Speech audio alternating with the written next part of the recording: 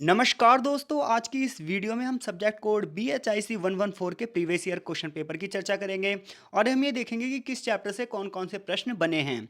तो चलिए शुरू करते हैं आज की ये क्लास।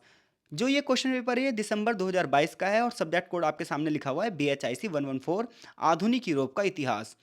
5 प्रश्नों के उत्तर देने हैं आपको। जो क्वेश्चन पेपर है वो 2 पार्ट में है, पार्ट 1 और पार्ट 2। किसी एक पार्ट से आप 2 क्वेश्चन करोगे और किसी एक पार्ट से आप 3 क्वेश्चन करोगे, यानी कि मिनिमम 2 क्वेश्चन आपको एक पार्ट से करने ही होंगे। 20 नंबर का ये क्वेश्चन होगा, 400 शब्दों में आपको आंसर देने हैं। 400 शब्द का मतलब ये है कि 3 से साढ़े 3 पेज आपके भर जाएंगे, यानी कि 4 पेजों का आपको आंसर लिखना है। अब ये आंसर राइटिंग के ऊपर है, आप कितनी अच्छी हेडिंग बना सकते हैं, कितने अच्छे पॉइंट्स बना सकते हैं, बाकी पेज मायने नहीं रखते हैं। पहला क्वेश्चन यह है कि फर्स्ट वर्ल्ड वॉर के बाद यानी कि प्रथम विश्व युद्ध के बाद ब्रिटेन व फ्रांस में राजनीतिक और आर्थिक विकास पर संक्षेप में चर्चा कीजिए।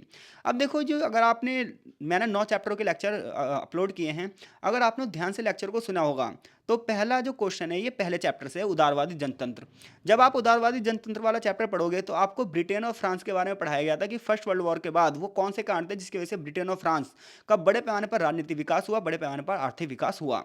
तो पहले चैप्टर का आप लेक्चर सुनना, वहां पर आपको इस प्रश्न का उत्तर आपको अच्छे से मिल जाएगा। दूसरा क्वेश्चन ये है कि इटली में फांसीवाद के उदय का विश्लेषण कीजिए। तो चैप्टर नंबर अगर आपने 3 पढ़ा होगा तो चैप्टर नंबर 3 का नाम ही है फांसीवाद से लेकर अनुदार तानाशाही तक, जिसमें आपको इटली में फांसीवाद का उदय क्यों हुआ इसके बारे में विस्तृत रूप से बताया जाएगा। तीसरा क्वेश्चन यह है कि रूस में पहली समाजवादी क्रांति का क्या कारण था।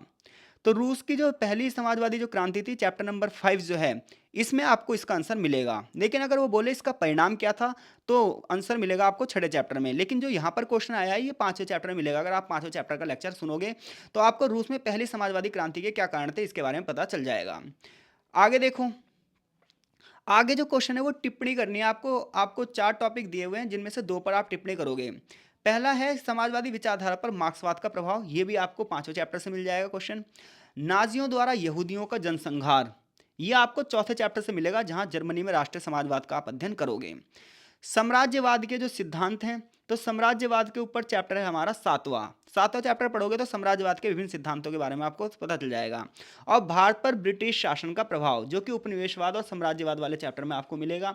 तो इन 4 में से कोई भी 2 टिप्पणी आप कर दो। यहूदी नाजियों द्वारा यहूदियों का जनसंहार है, ये भी बहुत आसान है। और साम्राज्यवाद के विभिन्न सिद्धांत, नहीं तो भारत पर ब्रिटिश शासन का प्रभाव तो कोई भी बच्चा कर ही देगा।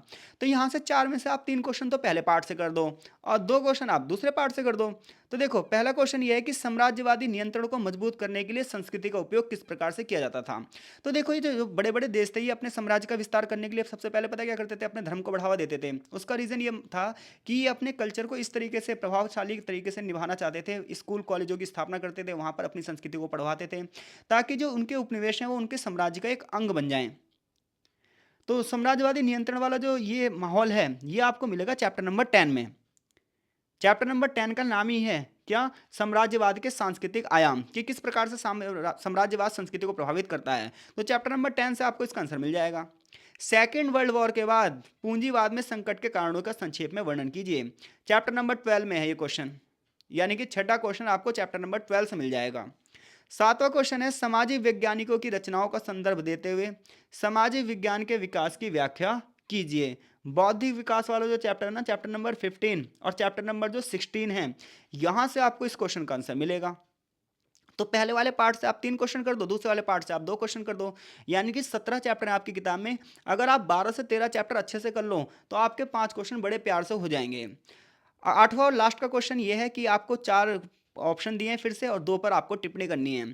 कोल्ड वॉर पर टिप्पणी कर दो, बहुत इजी है, आपने फर्स्ट ईयर सेकंड ईयर में भी पढ़ा होगा। विश्व युद्ध के बाद विश्व में महिलाओं व पारिवारिक जीवन में उनकी स्थिति के बारे में बताओ आप, जो कि लास्ट वाले चैप्टर से है, चैप्टर नंबर 17 से।